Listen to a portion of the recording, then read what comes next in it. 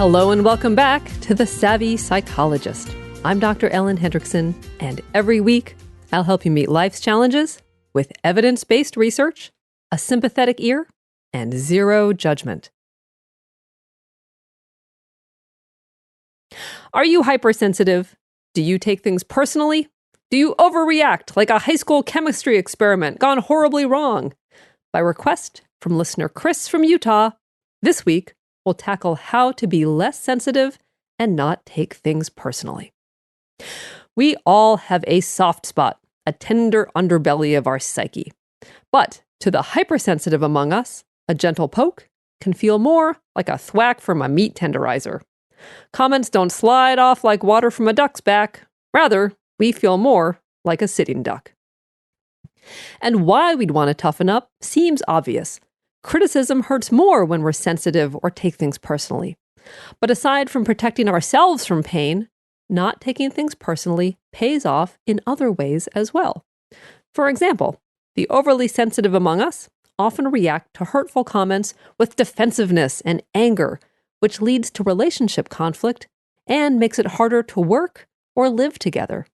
Plus, if you're in charge, being hypersensitive can lead to an autocratic, over-controlling leadership style, which stymies your team's morale and, eventually, their performance.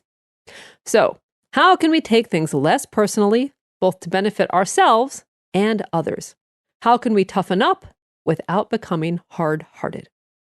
Well, one way is to deflate the power of the other person in your own head, and we'll talk about how to do that. But another is to work on ourselves, and in part, this is purely pragmatic. We're the only ones we can work on. But let's start with how to challenge the critic, whether it's your boss, your mother-in-law, your nosy neighbor, or someone you love and trust. And in fact, that's the crux of the matter, and starts us with tip number 1, which is consider the source. Would you be as likely to drink water from a mountain spring as from a puddle under a dumpster? Of course not. But why?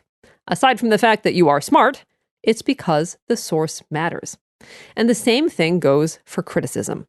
Does the critique in question come from someone you like and respect? Does this person know you well? Or is this someone who is known to shoot their mouth off, has all the subtlety of a brick, and has never had a real conversation with you? In short, consider the source, which will help you decide whether to take their feedback to heart or with a grain of salt. Tip number 2 is give critics another chance, but not unlimited chances. So people say dumb things. People are awkward. Some people have no filter. It's only human to make a mistake and say something critical or insulting. But if it happens again and again, it's not a mistake anymore. It's a pattern. So to paraphrase the common quote, critique me once, that's on you. Critique me twice, that's on me. But if you're repeatedly insulted without apology or acknowledgement, it's time to speak up and or limit contact. 3 strikes and you're not necessarily out, especially if you still have to work with or be related to them, but it's definitely time to draw some boundaries. Okay, so next, let's work on you and why you may take things personally. This can be hard. It can be hard even to imagine a critique that's not personal if you're used to seeing the world through a hypersensitive filter. And that brings us to tip number 3. Note the double-edged sword of they shouldn't say that. So, individuals hypersensitive to criticism often have a strict moral code. Their values run deep, and that's a good thing. But this is one of the few places where strong values can have a downside. How dare they say that? That's wrong. She can't say that. That's not how things should be. All these statements may be true, but whatever hurt you, it was said. And the fact that the critic shouldn't or can't is moot. It's as if a dog just deposited a steaming bundle right next to your "Please curb your dog" sign. It shouldn't have happened, but you have to deal with it nonetheless. And getting unfair or unwarranted criticism is similar. Even if it shouldn't be there, you still have to deal with it. So feeling indignant and offended may be warranted, but it's not helpful. So remember that even if you walk the line and follow the rules, you can't control whether others break them. So rage against the unfairness of it all, but then, crucially, move on to the next thing. Which may be tip number 4, challenge your perfectionism. There is a straight line between hypersensitivity and perfectionism. And many of us who take things personally also work really hard to be blameless, flawless, or good enough precisely so no one will criticize us. When we get negative feedback, it blows away all we've worked so hard for.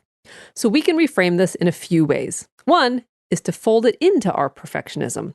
Get better at receiving criticism. Aim higher when it comes to dealing with feedback. Be a high achiever at facing the haters. Now, another, more challenging way is to accept the cracks and the warts. It's really hard for perfectionists to loosen their grip. It feels dangerous, as if we're at risk of falling into a deep, dark well of failure. And slowly realizing that you are enough just as you are takes time and work, but simply acknowledging the buttons can be a powerful first step.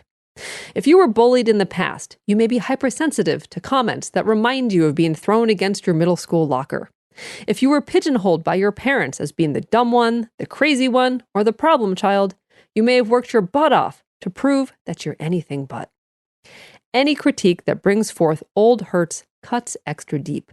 But just being aware that something is a hot button issue for you is the first step to owning it and eventually healing it. Tip number 5 is be honest with yourself when playing out scenes in your head. Now, we've all experienced getting bullied or criticized and then coming up with a good zinger in our heads hours later.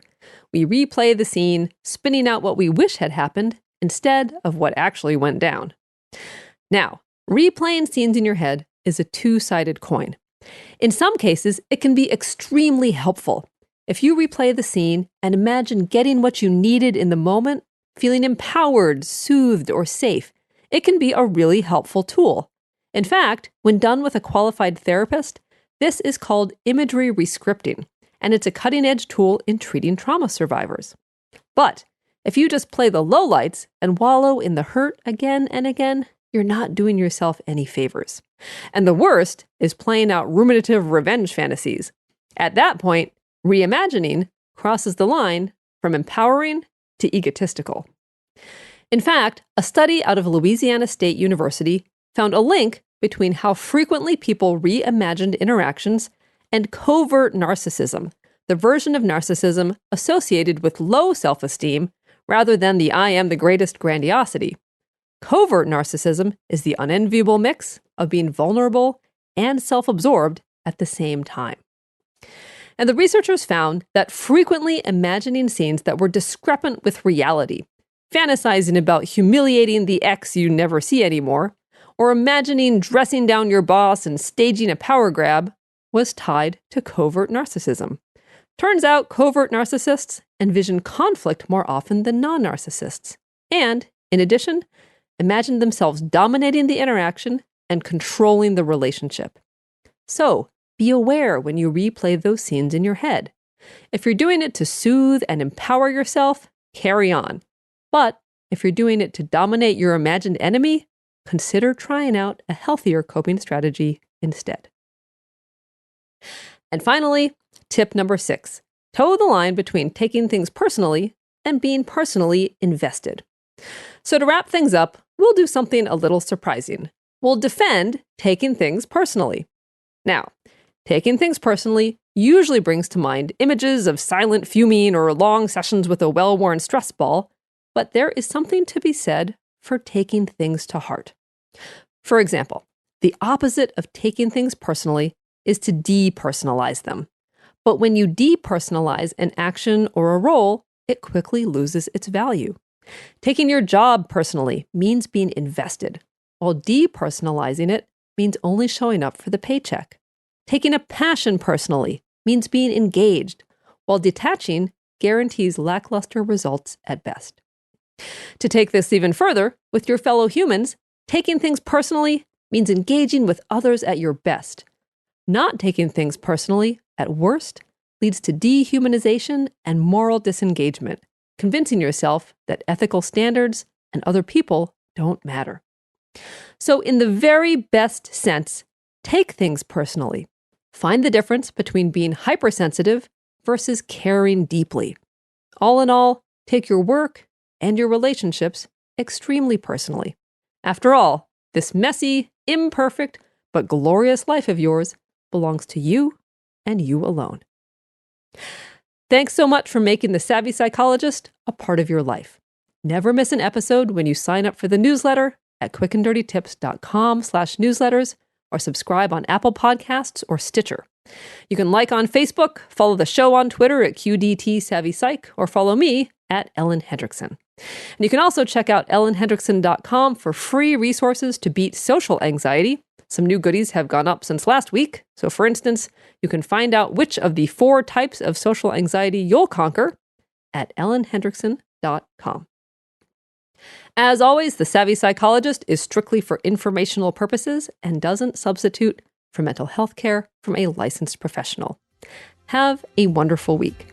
I'll see you all next Friday for a happier, healthier mind.